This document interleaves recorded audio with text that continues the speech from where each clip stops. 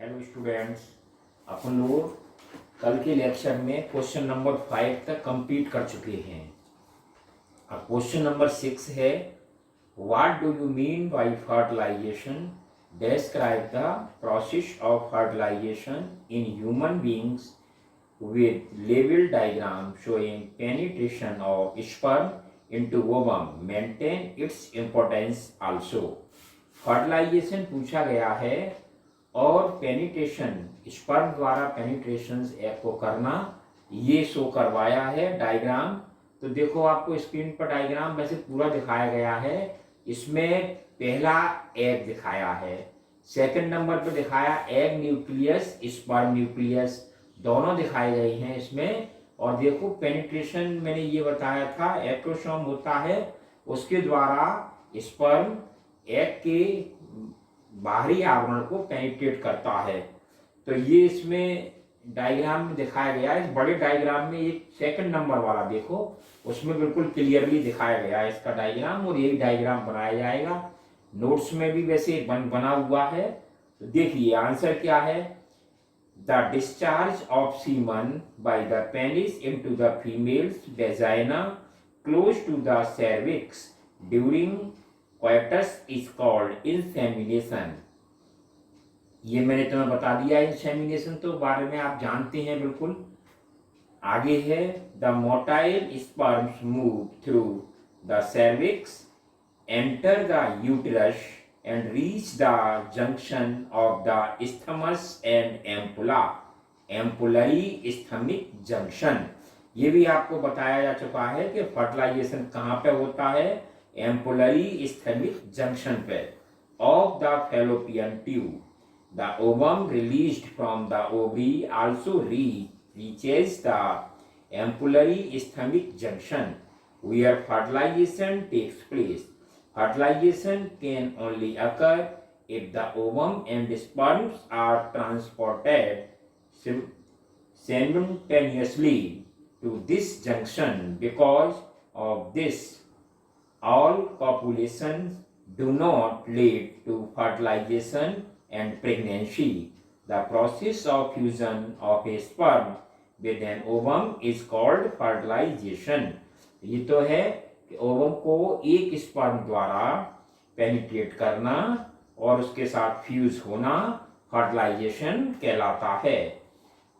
इसका पॉइंट है, sperm comes in contact with the zona pellucida of the ovum and induces charges in the membrane which blocks the entry of the other sperms. ये भी आपको बताया जा चुका है, जब एक स्पर्म एग से फ्यूज हो जाता है तो फिर दूसरा स्पर्म की एंट्री को रोक दिया जाता है. Thus it ensures that only one sperm can fertilize an ovum, that is secondary oocyte.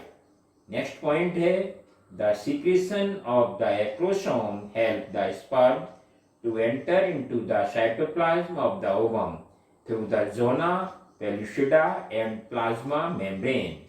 Next point, this induces the completion of meiotic division of the secondary oocyte.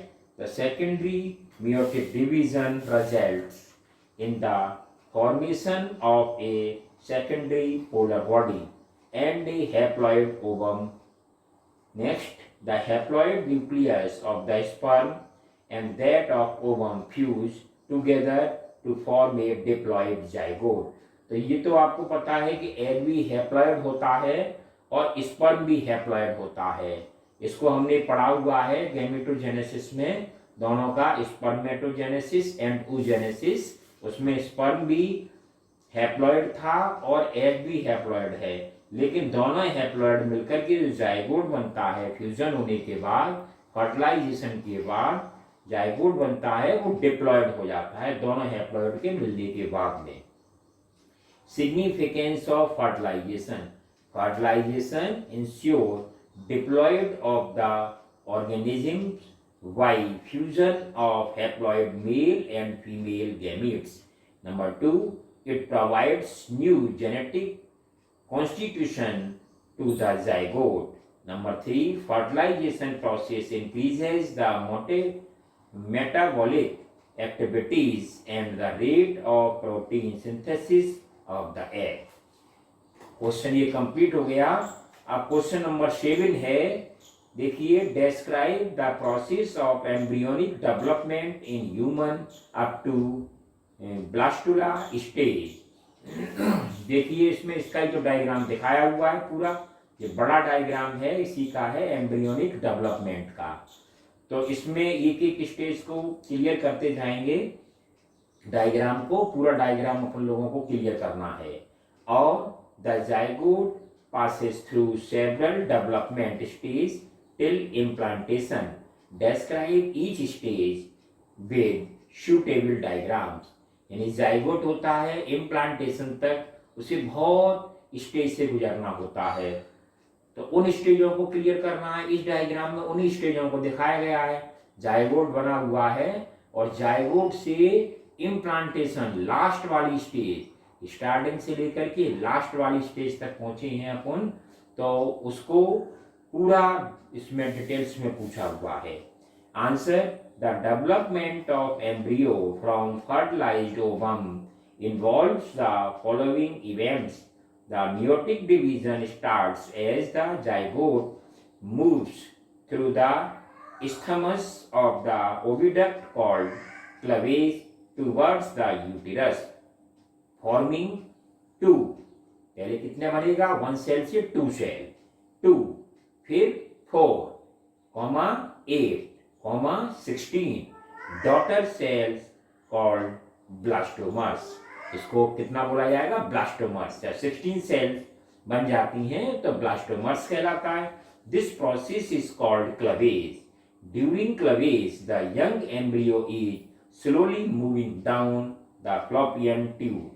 आप देखिए, फ्लोपियन ट्यूब में आगे भी बढ़ रहा है, जैसे सिंगल सेल वाले से डबल सेल वाला थोड़ा आगे बढ़ गया, 4 सेल वाला और भी आगे बढ़ गया। तो डायग्राम में सब कुछ क्लियर है, जो लिखा हुआ है वो सब डायग्राम में क्लियरली अपन लोगों को दिख रहा है। तो क्या करता है ये, फैलोपियन ट्यूब में आगे भी डाउन में जा रहा है। The uterus and events taking place are, number 1, the embryo with 8 to 16 blastomers, यानी 8 सेल से 16 सेल्स तक, is called morula, but it is not large than a zygote। लेकिन वो जाइगोट से बड़ा नहीं होता, जैसा जाइगोट था वैसा ही वह है, बस लेकिन 16 सेल्स का बन गया है डिवाइड होकर के। सेकंड नंबर है, the morula continuous to divide and transforms into blastocyst as it moves further into the uterus। अब कहां से आ गया, फैलोपियन ट्यूब से यूट्रस में आ गया। डायग्राम में सब कुछ दिख रहा है स्पष्ट बिल्कुल कि यूट्रस में एंटर हुआ है, 8 सेल 16 सेल हो गए तो यूट्रस में आ गया है। This process of transformation is called blastulation. इसको ब्लास्टमर्स हो गए, ब्लास्टोसिस हो गया, तो इस प्रोसेस को बोलेंगे blastulation. Number 3, the blastomeres in the blastocysts are arranged into an outer layer called trophoblast। और सबसे क्या बना, लास्ट में डायग्राम में दिखाया जा रहा है, ट्रोपोब्लास्ट बन गया। And the inner group of cells attach to trophoblast called the inner cell mass। Number 4, the trophoblast layer then gets attached to the endometrium and the inner cell mass differentiates into the embryo। After attachment, the uterine cells divide rapidly and cover the blastocyst। देखो, blastocyst में भी finger like structures बनने लगे हैं। जब वो trophoblast बन गया है लास्ट में, तो उसमें भी फिंगर लाइक बनने लगी है, और एंडोमेट्रियम में भी होती हैं। ये मैं आपको कई बार बता ही चुका हूं। तो ये आपस में दोनों के फिंगर लाइक जॉइंट हो जाते हैं, इसको अपन प्लेसेंटा कहते हैं। तो ये जॉइंट हो जाते हैं, तो इसके द्वारा इम्प्लांटेशन हो जाता है। Number 5, as a result the blastocyst becomes embedded in the endometrium of the uterus, uterus की एंडोमेट्रियम से ज्वाइंट हो जाता है। This is called implantation and it leads to pregnancy. इसी को प्रेगनेंसी कहा जाता है। ये बिल्कुल डायग्राम में सब कुछ दिखाया गया है। इम्प्लांटेशन हो गया, इम्प्लांटेशन हो जाने को ही प्रेगनेंसी कहा जाता है। तो अभी ये क्वेश्चंस में बिल्कुल क्लियर है और डायग्राम में भी सब चीज क्लियर है। इस प्रकार से अपना ये चैप्टर तो फिनिश हो चुका है कंप्लीटली। आप इसको टेस्ट के लिए कंप्लीट करिए, टेस्ट की डेट बताई जाएगी, टेस्ट कराया जाएगा और फिर अपना अपन लोग पहुंच जाएंगे चैप्टर नंबर 4 पर जो इसी से रिलेटेड है। जब तक हमको ये चैप्टर क्लियर नहीं होगा तब तक 4th चैप्टर में समझ में आना इम्पॉसिबल है। इसलिए बहुत अच्छा इसको करिए, इससे पूरी तरह से समझ में आ चुकी है। Thank you.